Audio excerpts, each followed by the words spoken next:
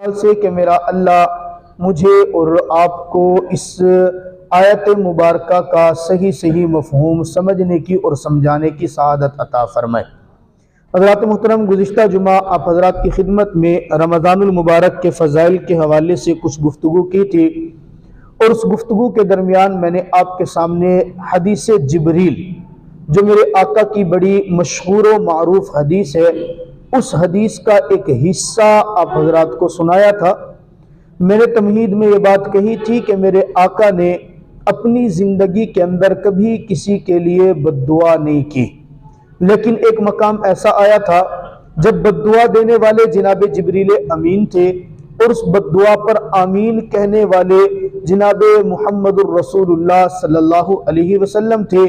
جگہ مسجد نبوی تھی اور مقام منبر نبوی تھا۔ آپ اندازہ کریں کہ اس بد دعا کے قبول ہونے میں کوئی شک شبہ ممکن بھی نہیں ہے۔ وہ پہلا حصہ یہ تھا، میرے آقا نے آمین جب کہا تو جناب جبریل امین نے یوں فرمایا تھا، یا رسول اللہ، ہلاک اور برباد ہو جائے وہ شخص جس نے اپنی زندگی کے اندر رمضان کا مہینہ پایا لیکن عبادتیں کر کے اپنے رب کو راضی نہ کر سکا۔ آقا فرماتے ہیں آمین۔ اب دیکھیے، رمضان کا مہینہ آج غالباً چھٹا روزہ اپنے تقریباً ہاف تک پہنچ گیا، کچھ گھنٹوں کے بعد یہ چھٹا روزہ بھی ختم ہو جائے گا۔ ابھی چند دن پہلے ہم رمضان کی آمد کے بارے میں گفتگو کر رہے تھے، اور اب ہم رمضان کا پہلا جمعہ پڑھ رہے ہیں۔ دیکھتے ہی دیکھتے یہ تسبیح کے دانوں کی طرح دن کم ہوتے چلے جائیں گے، اور میں اور آپ چاند رات کی تیاریاں منا رہے ہوں گے۔ رمضان گزر جائے گا، وقت گزر جائے گا، باقی جو رہ جائے گی وہ میرے اور آپ کے نام اعمال میں کی ہوئی نیکیاں یا برتی ہوئی غفلت، یہ باقی رہ جائے گی۔ اگر ہم نے رمضان کو قیمتی بنا لیا، رب کو راضی کر لیا، ہم اس بد دعا سے بچ گئے اور ہمارا رمضان قیمتی بن جائے گا۔ اور اگر ہم نے رمضان کو قیمتی نہ بنایا، وقت کو ضائع کر دیا، سونے میں گزار دیا، گپ شپ میں گزار دیا، باتیں کرنے میں گزار دیا، وقت تب بھی گزر جائے گا، لیکن پھر میری اور آپ کی سوائے ناکامی، حسرت اور افسوس کے کچھ نہیں رہے گا۔ آقا نے جب دوسری سیڑھی پر قدم رکھا تھا تو آقا نے تب بھی فرمایا تھا آمین۔ تیسری سیڑھی پر قدم رکھا تھا تب بھی فرمایا تھا آمین۔ دوسری سیڑھی پر جو قدم رکھا، جناب جبریل امین نے بد دعا کی تھی، یا رسول اللہ، ہلاک اور برباد ہو جائے وہ شخص جس کے سامنے آپ کا نام مبارک لیا جائے اور اس نے زبان سے آپ پر درود پاک نہ پڑھا ہو۔ سب کہہ دے صلی اللہ علیہ وسلم۔ یہ آقا کی محبت کا حق ہے ہمارے اوپر۔ ایک تو میرے آقا کا نام لیا جائے، اور ایک ہے کہ نام نہ بھی لیا جائے نا، میرے اس آقا نے میرے لیے اور آپ کے لیے جو قربانیاں دی ہے، مجھ تک اور آپ تک جو دین پہنچانے میں تکلیفیں اٹھائی ہیں، مجھ تک اور آپ تک جو کلمہ پہنچانے کے اندر اپنا لہو بہایا ہے، اس عقیدت کا، ان قربانیوں کا حق یہ ہے کہ ہم صبح شام کم از کم 100 مرتبہ اپنے پیغمبر کی ذات اقدس پہ درود پاک صلی اللہ علیہ وسلم ضرور پڑھیں۔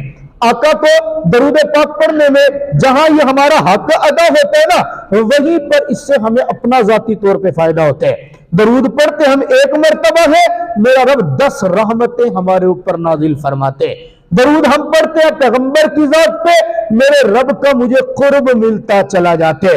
اللہ کی جانب سے توجہ اور دھیان ہماری زندگی کے ہر کام میں اللہ رب العزت کی طرف سے شامل حال ہوتی چلی جاتی ہے۔ اس لیے میں نے گزشتہ جمعے بھی یہ ذکر کیا تھا، رمضان کے اندر تو کثرت کے ساتھ کلمہ طیبہ کے ورد کے ساتھ ساتھ درود پاک کا ورد کرنا چاہیے، چلتے پھرتے بیٹھتے اٹھتے پڑھنا چاہیے۔ اسی کے ساتھ میرے آقا نے تیسرے نمبر پر، تیسری سیڑھی پر قدم رکھا تو بھی فرمایا تھا آمین۔ جناب جبریل امین نے یوں بد دعا کی تھی، یا رسول اللہ، ہلاک اور برباد ہو جائے وہ شخص جس نے اپنی زندگی کے اندر اپنے والدین میں سے دونوں کو یا دونوں میں سے کسی ایک کو زندہ پایا، لیکن اس کی خدمت کر کے، ان کی اطاعت کر کے، ان کی خدمت کر کے ان سے اپنے لیے دعائیں نہ لے سکا اور رب تعالیٰ سے جنت نہ حاصل کر سکا۔ آقا فرماتے ہیں آمین۔ عزیز دوستو، 3 چیزیں اس حدیث میں، رمضان کی قدر، پیغمبر پہ درود اور اپنے والدین کی قدر. اللہ تعالیٰ کی ذات کے بعد والدین، پیغمبر کی ذات کے بعد والدین یہ بڑا قیمتی سرمایہ ہوتے ہیں. والدین کے ساتھ انسان کا حسن سلوک بے شمار آیات میں اللہ رب العزت قرآن پاک میں فرماتا ہے وَوَصَّيْنَا الْإِنسَانَ بِوَالِدَيْهِ احسانا. ہم نے والدین کو وصیت کی ہے، حکم کیا ہے کہ اپنے والدین کے ساتھ حسن سلوک کریں، والدین کی خبر گیری کرتے رہا کریں، والدین کی خدمت کرتے رہا کریں. یہ عظیم میرے اللہ نے دو بزرگ انسان کی زندگی میں رکھے ہوتے ہیں جو بے لوث محبت کرتے ہیں، جن کو اپنی ذات سے زیادہ اپنی اولاد کی فکر ہوتی ہے. اپنے کپڑے پھٹ جائے پرواہ نہیں ہے، اپنی اولاد کا کپڑا پھٹا ہوا دیکھے ماں باپ تڑپ جاتے ہیں. میرے بچے کے بدن پہ پھٹا ہوا کپڑا، اپنے پیٹ میں لقمہ جائے نہ جائے، بچہ بھوکا ہو ماں باپ سے برداشت نہیں ہوتا. باپ سارا دن دھوپ کے اندر ہوتے، لوگوں کے تانوں تشنی سہتے، پریشانیاں سہتے. کس لیے؟ اولاد کے لیے. ماں سارا دن کام کر رہی ہوتی ہے بچوں کا پیٹ پالنے کے لیے، بازار میں خریداری کرنے کے لیے، اپنی ذات بعد میں، بچے کی خریداری پہلے. ان عظیم ہستیوں کی قدر کرنا ضروری ہے. جس نے ان دونوں ہستیوں کی قدر کی نا، میرا رب اس کی دنیا بھی شاندار کرتا ہے، آخرت بھی جاندار کرتے ہیں. جس کے زندہ ہے وہ ضرور ان کی قدر کرے، جس کے فوت ہو گئے وہ بھی ان کے ایصال ثواب کے لیے ضرور کام کرے. سب سے بڑا سکھ جو مرنے کے بعد ماں باپ کو پہنچتا ہے نا، حدیث مبارکہ میں آتا ہے اپنے باپ کے دوستوں کے ساتھ حسن سلوک کرو، اپنی ماں کی سہیلیوں کے ساتھ حسن سلوک کرو. جب آپ کے دوستوں کے ساتھ حسن سلوک کرو گے نا، وہ خوش ہو کے دعا کرے گا بڑا چنگا بچہ ہے، دیکھو اس کا باپ میرا دوست تھا، وہ دوست کے جانے کے بعد بھی یہ میرے ساتھ عزت کا، ادب کا احترام رکھتے. اس کا خوش ہو کے جو دل سے دعا نکلے گی نا، میرا اللہ اس دعا کو ڈائریکٹ آپ کے والد کے پاس پہنچائے گا. والد آپ کا قبر میں آپ کو دعا کرے گا، اس کے ثمرات آپ کو دنیا کے اندر ملتے چلے جائیں گے. اس لیے حکم ہے ماں باپ کے ساتھ حسن سلوک. میں نے کتنی مرتبہ آپ کو واقعہ سنایا، موسیٰ علیہ السلام نے اللہ سے دعا کی تھی. اللہ سے دعا کی، اللہ میں نے اپنی زندگی میں دیکھنا چاہتا ہوں میرے پڑوس میں جنت کے اندر کون رہے گا، بس میں یہ دیکھنا چاہتا ہوں جنت میں میرا پڑوسی کون ہوگا. اللہ رب العزت نے فرمایا اے موسیٰ جا فلاں بازار کے اندر جا، فلاں دکان کے اوپر جا، اس دکان پہ جو بندہ بیٹھا ہوگا نا وہ تیرا پڑوسی ہوگا. موسیٰ علیہ السلام لمبا سفر کر کے پہنچے، بازار میں پہنچے، دکان کے پتے پہ پہنچے، دیکھا دکان کے اوپر ایک کسائی بیٹھا ہے، وہ گوشت بنا رہا ہے. صبح صبح جب پہنچے دیکھا اس نے سب سے پہلے اپنا گوشت بیچنے سے پہلے ایک ٹکڑا نکالا، اس کو کپڑے کے اندر لپیٹا، شاپر کے اندر رکھ کے سائیڈ پہ رکھ دیا. دکانداری کی رس لگا ہوئے، گوشت بک گیا. گوشت بکنے کے بعد اس نے سارے پیسے اکٹھے کیے، دکان بند کی. وہ جو ٹکڑا گوشت کا رکھا تھا نا، وہ شاپر اٹھایا سیدھا گھر چلا گیا. موسیٰ علیہ السلام فرماتے ہیں میں ہی پیچھے پیچھے جا رہا ہوں. وہ اپنے گھر کے اندر پہنچا، گھر کے اندر گیا، میں نے دروازے پہ دستک دے دی. اس نے کنڈی کھولی، جی کون ہے؟ من دقل بابا، دروازہ کس نے کٹکھٹایا ہے؟ موسیٰ علیہ السلام نے اپنا نام نہیں بتایا. وہ موسیٰ علیہ السلام کے چہرے سے واقف نہیں ہے، موسیٰ علیہ السلام کو جانتا نہیں ہے. بس پوچھا جی کون؟ میں مسافر ہوں، میرے شہر میں جاننے والا کوئی نہیں ہے، آج کی رات آپ کے گھر کے اندر رہنا چاہتا ہوں، اللہ کے لیے مجھے ایک رات اپنے گھر کے اندر ٹھہرنے کی اجازت تو دے دے. بلا دور تھا، اج دا زمانہ ہو جا مسجد نہ ٹھہرن دوں. ہم مسجد میں کسی کو نہ رکنے دے، گھر تو دور کی بات. جس کو ہم جانتے نہیں ہے اس کے ساتھ تو ہم بات بھی نہیں کرتے.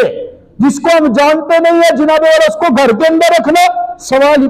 جاننا تو دور کی بات، اج دے دو تو کوئی جانا نالا آون جے گھر دے اندر آون واسطے بندہ اس کو بھی دیکھ کے پریشان ہو جاتا ہے. کیسے مرا ایک رات تو شاید برداشت کر لے، دوسری رات تو گھر کے اندر ہی بیگم کے ساتھ بات شروع ہو جاتی. کب جائے گئے؟ کتنے دن کے لیے آئے ہوئے ہیں؟ سب کا رشتہ دار بھی ہم اس سے پریشان ہو جاتے ہیں مہمان کی صورت میں. دروازہ کھول دیا، بلا دور تھا، موسیٰ علیہ السلام کے لیے دروازہ کھول دیا. موسیٰ علیہ السلام اندر گئے، کہتے میں نے دیکھا عجیب ماجرا دیکھا. میں نے دیکھا کہ یہ بندہ گھر کے اندر گیا، مجھے بٹھایا، وہ جو گوشت پیچھے گھر دکان سے لائے تھے نا، اس نے اس گوشت کے چھوٹے چھوٹے ٹکڑے کیے. چھوٹے چھوٹے ٹکڑے کرنے کے بعد ہنڈیا کے اوپر رکھا، آگ کے اوپر رکھا کے شوربے والا گوشت بنایا. پھر روٹی بنائی، روٹی بنا کے اس گوشت کے شوربے کے اندر روٹی کو ڈال دیا، بالکل نرم کیا، صحبت بنا لی، بالکل نرم سی اس کی سرید بنائی. اور سرید بنا کے پیالے کے اندر ڈالتے ہیں، گوشت کی بوٹیاں اوپر جوڑتے ہیں اور اندر بند کمرے میں چلا گیا. کمرے کے اندر گیا، جب گیا تو پیالہ بھرا ہوا تھا، تھوڑی دیر کے بعد واپس آیا تو پیالہ بالکل خالی تھا اور ہنستا ہوا آ رہا ہے. موسیٰ علیہ السلام پوچھتا ہے، میں نے پوچھا اے نوجوان یہ جو گوشت کا ٹکڑا تو لے کر آیا تھا، تو نے صحبت بنائی، پیالہ لے کر اندر گیا، اندر سے واپس آیا خالی پیالہ ہے اور تو مسکراتا ہو کیوں ہے؟ نوجوان نے کہا چھوڑے اس بات کو، آپ مہمان ہیں، آپ کی خدمت میں نے کرنی ہے، مہمان ہوں اسی لیے تو پوچھ رہا ہوں، بتائیں آپ اندر کیا لینے گئے تھے اور یہ پیالہ خالی کیوں کیا ہے، مسکرا کیوں رہے تھے؟ نوجوان نے جواب دیا اندر کمرے کے اندر میری معذور ماں بیٹھی ہوئی ہے، اس کے ہاتھ کام نہیں کرتے، اس کا بدن کام نہیں کرتا، معذور ہے، ضعیف ہے، کمزور ہے، اپنے ہاتھ سے کھانا نہیں کھا سکتی، میں صبح کاروبار جب شروع کرتا ہوں تو اپنے گوشت میں سے عمدہ ٹکڑا نکال کے ماں کے لیے رکھتا ہوں، اور جب گھر کے اندر آتا ہوں اپنے ہاتھ سے اس گوشت کا سالن بناتا ہوں اور روٹی توڑتا ہوں، نرم کرتا ہوں، جا کے اندر کمرے میں اپنی ماں کو کھلاتا ہوں، جب میری ماں کھا لیتی ہے اس کا پیٹ بھرتے، ماں اشارہ کرتی ہے، وہ اشارہ کرتی ہے اپنا کان میرے منہ کے قریب کر، میں کان جب اس کے منہ کے قریب کرتا ہوں نا تو مسکراتے ہوئے مجھے دعا دیتی ہے، بیٹا تو نے میری خدمت کا حق ادا کیا، اب تو نے میری خدمت کر لیا، جا میری طرف سے دعا ہے اللہ تجھے جنت میں موسیٰ کا پڑوسی بنا دے۔ موسیٰ علیہ السلام پوچھا کہ ہنستا کیوں ہے؟ کہا ہنستا اس لیے ہوں، کہاں موسیٰ وقت کا پیغمبر، کہاں میں گناہگار، کہاں وہ موسیٰ کلیم اللہ، کہاں میں ایک دکان کا کسائی، کہاں وہ اللہ کا برگزیدہ پیغمبر، کہاں میں گناہگار، کیسے میرا رب مجھے موسیٰ کا پڑوسی بنائے گا؟ جب یہ بات کہتے ہیں موسیٰ علیہ السلام کھڑے ہوتے ہیں، اسے پکڑتے ہیں، اٹھا کے سینے سے لگاتے اور لگا کر کہتے ہیں تیری ماں کی دعا کو رب ذوالجلال نے آسمان پر قبول کر لیا، میں موسیٰ ہوں اور رب نے تجھے جنت میں میرا پڑوسی بنا دیا ہے۔ تو اس لیے میرے پاک پیغمبر نے تیسری سیڑھی پر قدم رکھتے ہوئے یہی فرمایا تھا کہ جس نے اپنی زندگی میں ماں باپ کو زندہ پایا اور ان کی خدمت کر کے رب سے جنت نہ لے سکا، اس کے لیے بھی ہلاک اور بربادی کی بد دعا جناب جبریل امین کر رہے ہیں، عام جگہ پہ نہیں کر رہے، مسجد نبوی میں کر رہے ہیں، وہ مسجد نبوی جس کو زندگی میں ایک بار دیکھنا میری اور آپ کی سب سے بڑی خواہش ہوتی ہے، جو عمرہ کر کے مسجد نبوی کے اندر جگہ وقت لگا کے آ جائے نا، ہم اس کو بھی عقیدت سے ملتے ہیں، کیوں میرے پیغمبر کے مقدس شہر کی فضا کے اندر رہتے ہیں، ہم اس کو بھی احترام سے دیکھتے ہیں۔ اس جگہ پہ جو بد دعا جناب جبریل امین نے کی، میرے دوستو خیال کرنا کہیں میرا شمار کہیں آپ کا شمار اس بد دعا میں نہ ہو جائے۔ رمضان ہے، اپنے بچوں کو افطاری جہاں پہ کرا رہے ہو ماں باپ کو بھی نہ بھولنا، اپنے بچوں پہ عید کی شاپنگ کرو گے ماں باپ کو نہ بھولنا۔ عموماً لوگ کیا کرتے ہیں، بچوں کے لیے مہنگے قیمتی کپڑے خرید لیں گے، بیٹی کے لیے کپڑے خرید لیے، بیگم کے لیے تو کیا ہی بات خریدیں، حق ہے ان کا، لیکن اس کے ساتھ ساتھ جس ماں نے آپ کو جنا ہے، جو ماں اور باپ آپ کے دنیا میں آنے کا سبب بنے، ان کو بھی نہ بھولنا۔ جہاں آپ سہولتیں اپنے بچوں کو دے رہے وہاں اپنے ماں باپ کے لیے بھی ضرور حصہ رکھنا۔ ہاں اگر ماں باپ دنیا سے چلے گئے پھر ان کے دوستوں کا خیال رکھنا۔ آپ عید کا جوڑا ایک لے کر باپ کے دوست کے پاس بھیج دینا کیا ہوتا ہے، ایک عید کا جوڑا لے کر ماں کی سہیلی کے پاس بھیج دینا کیا ہوتا ہے، وہ سہیلی خوش ہوگی، وہ دوست خوش ہوگا، وہ جوڑا پہنے گا، آپ کے ماں اور آپ کے باپ کے لیے دعا کرے گا، یقین جانے ان کی قبر ٹھنڈی ہو جائے گی۔ اسی طرح رمضان کے اندر عبادت کر کے رب کو راضی کرنا ہے۔ میں نے پچھلے جمعے بھی عرض کیا تھا عبادت کون سی ہے جس سے میرا، ویسے تو کوئی سی بھی آپ عبادت کریں، قرآن پاک کے اندر تو صرف اتنا ہی ہے وَمَا خَلَقْتُ الْجِنَّ وَالْإِنسَ إِلَّا لِيَعْبُدُونَ، جنات اور انسان کو میں نے عبادت کے لیے پیدا کیا، کس نے بتائیے، کسی خاص قسم پہ فوکس نہیں کیا، صرف اتنا کہا کہ تم عبادت کرو۔ ہر انسان کا مزاج مختلف ہے، ہر انسان کی طبیعت مختلف ہے، کسی کو تلاوت پہ زیادہ مزہ آتا ہے، کسی کو روزے میں زیادہ سکون ملتا ہے، کسی کو تہجد میں زیادہ سکون ملتا ہے، کسی کو خیرات کرنے میں زیادہ سکون ملتا ہے، جو بھی کرو بس رب کو راضی کرو، میرا رب فرماتا ہے عبادتیں میری کرتے چلے جاؤ۔ ہاں رمضان کا گہرا تعلق ہے، رمضان کا خاص تعلق ہے کس کے ساتھ، وہ قرآن کے ساتھ۔ حدیث مبارکہ میں الرمضان والقرآن یشفعان للعبد، کل بروز محشر رمضان بھی اور قرآن بھی یہ دونوں میرے رب کے دربار میں آ کے بندے کے لیے سفارش کریں گے۔ رمضان سفارش کرے گا، اللہ میں نے تیرے اس بندے کو دن کے اندر بھوکا رکھا پیاسا رکھا، یہ تیری رضا کے لیے بھوکا اور پیاسا رہا، میں سفارش کرتا ہوں اللہ اس روزے دار کے لیے میری سفارش قبول فرما لے۔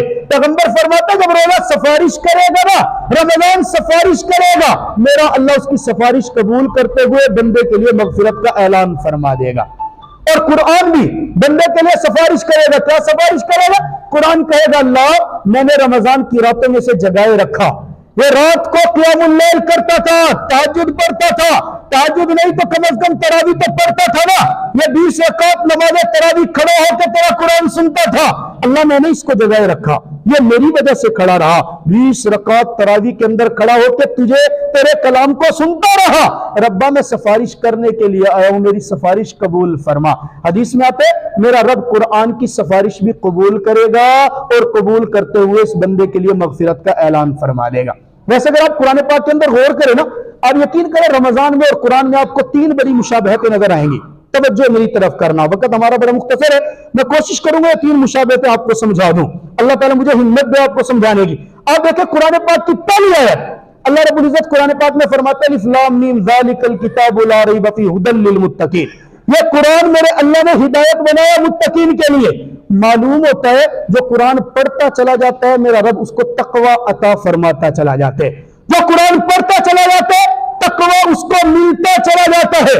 اب آ جاؤ روزے کی طرف, میرا رب دوسرے پارے کے اندر فرماتے ہیں یا ایھا الذین آمنوا کتب علیکم الصیام کما کتب علی الذین من قبلکم لعلکم تتقون. اے مومنو ہم نے تمہارے اوپر روزے کو فرض کیا, کیوں؟ اس لیے کہ روزہ تم رکھتے چلے جاؤ. روزہ رکھنے کا سب سے بڑا فائدہ یہ ہوگا کہ میرا رب تمہیں تقوی عطا فرما دے گا.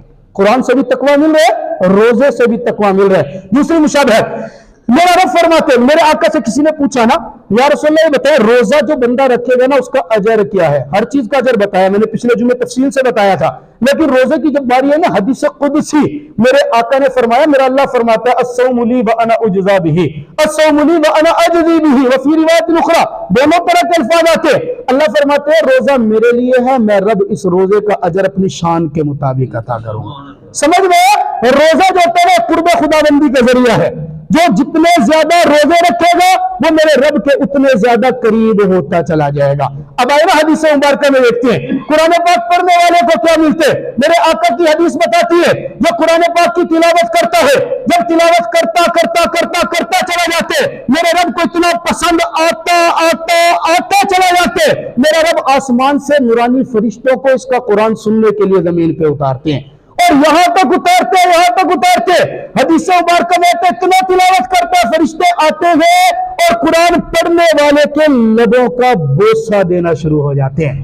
قرآن پاک واحد ایسی عبادت ہے جو فرشتے نہیں کر سکتے. ہر عبادت کر سکتے ہیں, فرشتہ قرآن کی تلاوت نہیں کر سکتا. کیوں؟ یہ پھر کسی اور موقع پہ. ابھی میں بتا رہا ہوں کہ روزہ قرب خداوندی کا ذریعہ ہے اور یہ قرآن کی تلاوت بھی قرب خداوندی کا ذریعہ ہے. حدیث مبارکہ میں آتا نہیں ہے, ایک صحابی آئے تھے, یا رسول اللہ میں نے رات تہجد کے وقت قرآن پاک کی تلاوت کر رہا تھا, تلاوت کرتے کرتے میرا ذوق بنا, میری آواز بلند ہوئی, میرے سامنے یہ گھوڑا بنا ہوا تھا, گھوڑے کے ساتھ چارپائی پہ میرا بچہ لیٹا ہوا تھا, میری جب آواز بلند ہوتی تھی تو گھوڑا چھلانگ لگاتا تھا, میں اپنی آواز پست کر لیتا تھا, تھوڑی دیر کے بعد پھر میں تلاوت کرتا, مجھے مزہ آتا, جب مزہ آتا نا تو گھوڑا میری آواز سن کے پھر اچھلتا, میں پھر آہستہ آواز کر لیتا, 2 مرتبہ 3 مرتبہ ایسا ہوا یا رسول اللہ میں نے قرآن بند کر دیا, تلاوت ختم کی. جب میں نے دعا کے لیے ہاتھ اٹھایا نا میں نے دیکھا زمین سے کوئی سفید رنگ کی چیز اڑ کر آسمان پہ جا رہی ہے.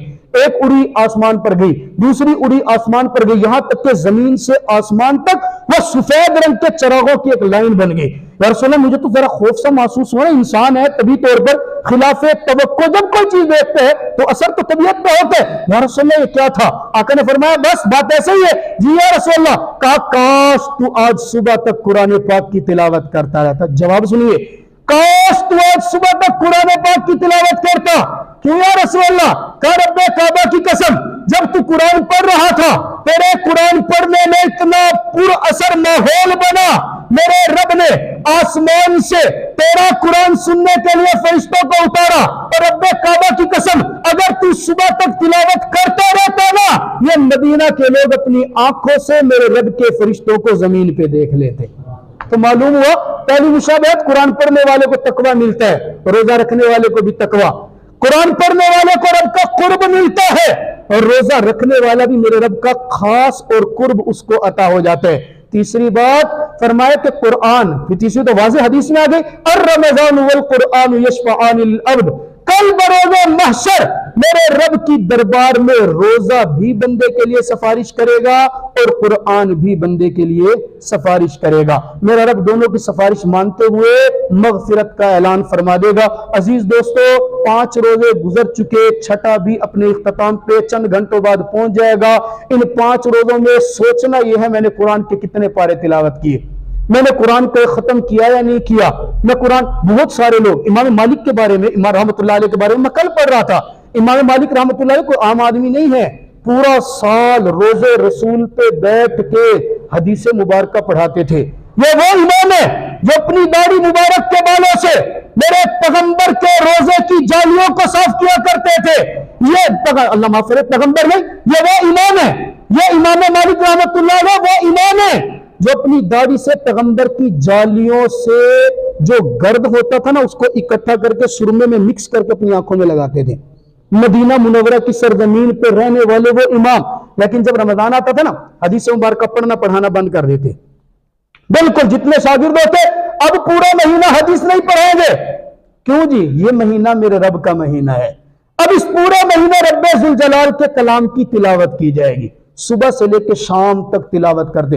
امام ابو حنیفہ رحمۃ اللہ علیہ کو میں اور آپ اپنا امام مانتے ہیں، ان کے بارے میں تو رمضان المبارک میں 63 قرآن پاک ختم کیا کرتے تھے. ایک رات کو، ایک دن میں، 30 دن میں 60 قرآن پاک. پھر عید والے دن اور عید کی رات بھی باقاعدہ یہی معمول رہتا تھا، 62 قرآن پاک، اور تیسرا جو 63واں قرآن پاک ہوتا تھا نماز تراویح کے اندر ختم کیا کرتے تھے. آج سے عزم کرے رمضان کے جتنے دن باقی ہیں انشاءاللہ میں بھی رب کے قرآن کی تلاوت کروں گا. کریں گے سارے یا نہیں کریں گے؟